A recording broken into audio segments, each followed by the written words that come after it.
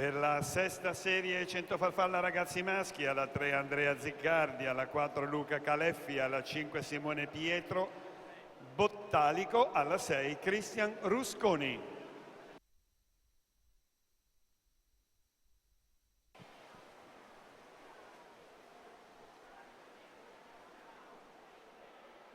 Jessica Bosco al comando, 26,82, lei che è iscritta col tempo di 56,94.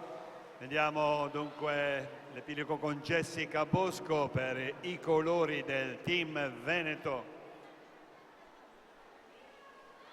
Ci si avvia alla conclusione, sta diventando importante il suo margine di vantaggio che le consente di andare a chiudere vittoriosamente con l'ufficioso di 55,95 a soli 24